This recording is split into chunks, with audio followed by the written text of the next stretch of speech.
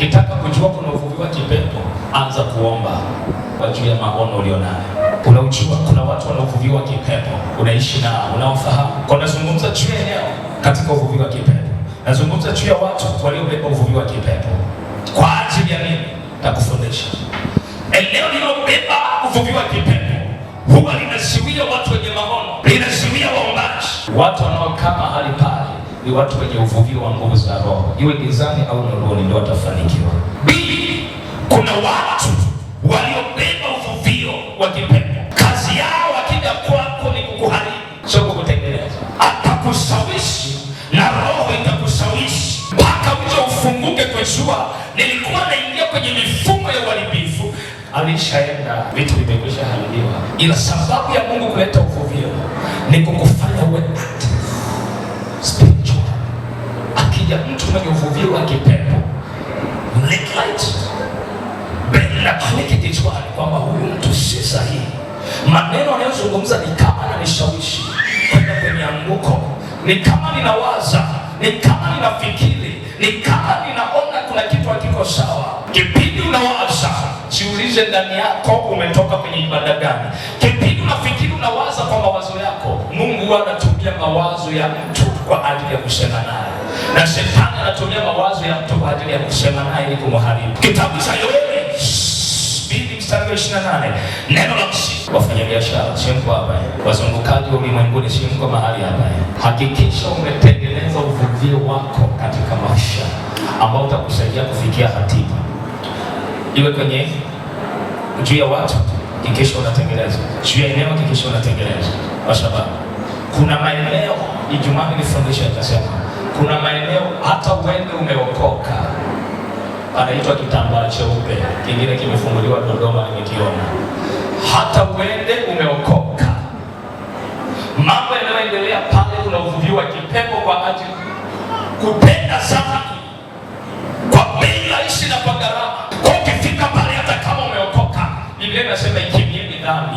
Sio dhambi inakemewa, dhambi ikemewi, dhambi inakimbiwa. So umekaa pale alafu unasema, Baba nisaidie, nimekaa hapa, sitaki kutenda dhambi. Biblia inasema ukiona tu umetenda, ukitamani umetenda. Kwa kuna maeneo yamevuviwa kutenda dhambi kwa bei rahisi na kwa bei nzuri. Yaani inategemea kiwango cha kifedha ulicho nacho. Utende dhambi ya namna gani? Kiwango cha kifedha ulicho nacho. Kwa ukiafikia yale maeneo, huwa yanageuza mtendeo wa mtu, yanageuza fikra ya mtu, yanageuza mwenendo wa mtu, yanageuza binti alikuwa mzuri anageuzwa, kijana alikuwa mzuri anageuka mwenendo. Kwa sababu gani? Amefika eneo lenye uvuvio wa aina fulani hapo. Sasa mbona kijana alikuwa mzuri huyu? Mbona nimemtoa kule alikuwa mzabibu, imekuaje amekuwa mzabibu mwitu? Kipindi nakutana naye, mbona alikuwa kijana mwema, imekuaje kageuka kwa mzabibu mwitu? Eneo na kakaa eneo lisikushikilie kwa jina la Yesu leo. Nafuta details kwenye ardhi kwa jina la Yesu leo. Isikuharibu maisha yako, isizuie maono yako, uvuvio wa mahali pale usikushinde. Ninaachilia uwezo wa Mungu ndani yako kwa jina la Yesu.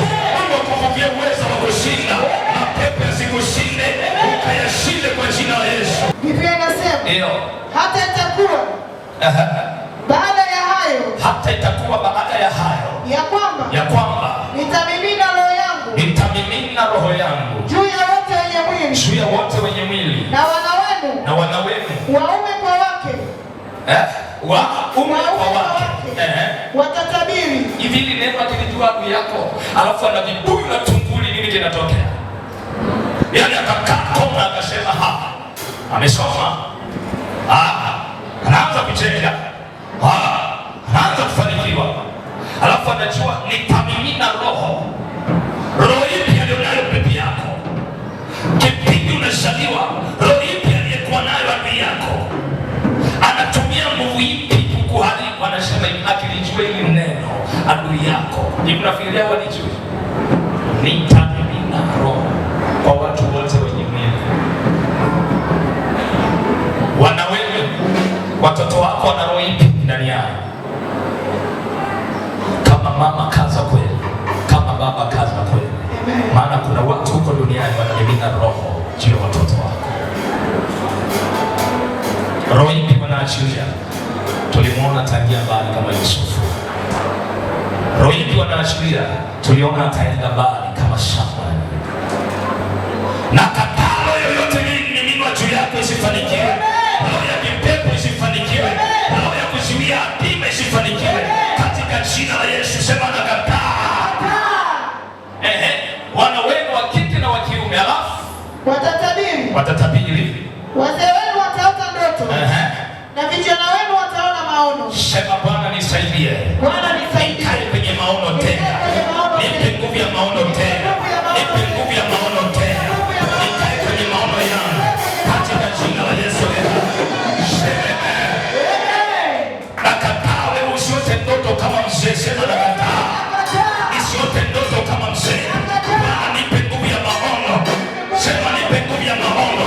Nipate kuona kesho. Nipate kuona utajiri. Nipate kuona biashara. Nipate kuona ushindi. Katika jina la Yesu.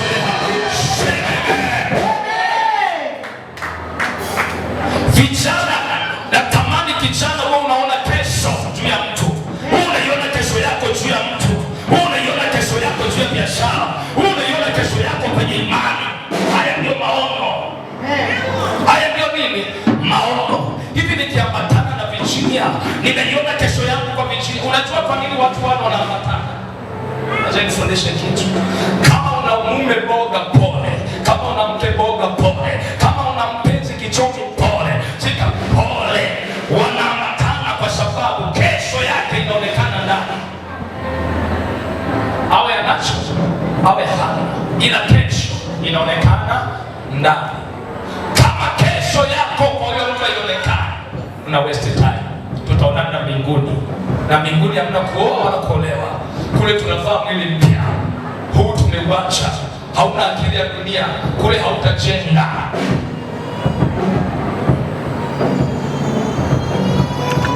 Kesho yako juu ya mpenzi uliye naye, mume wako, husband, your husband, iko ndani yako. Yaani ukitazama ipo. Au kuna mambo ya kwake amekuhaidi. Kesho yako inatoka wapi? Kuna mwanamke, kesho yako iko ndani yake. Maono ndio yatakusaidia. Mwanamke mwenye maono atembei ovyo.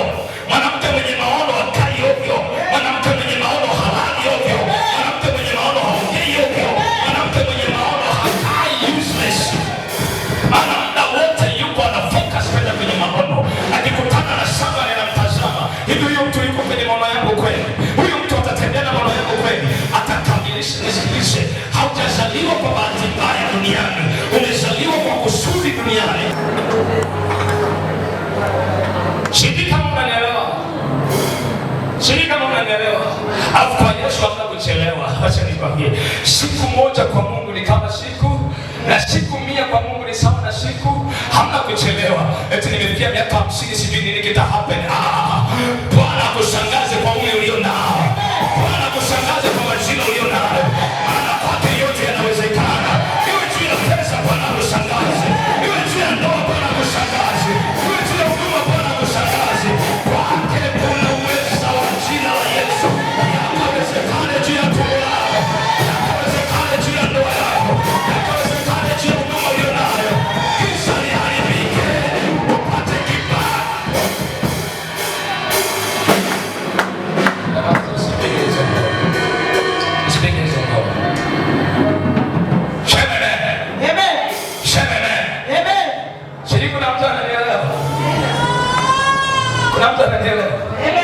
Maana halisi ya uvuvio ukiwa ndani ya Kristo Yesu unaiona kesho.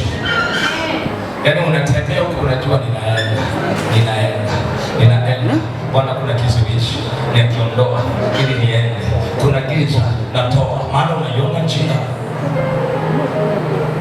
Haleluya. Amen. Sasa kwa nini nazungumza hapa kwenye kama wewe unaotaka ndoto hebu ama leo kwa jina la Yesu.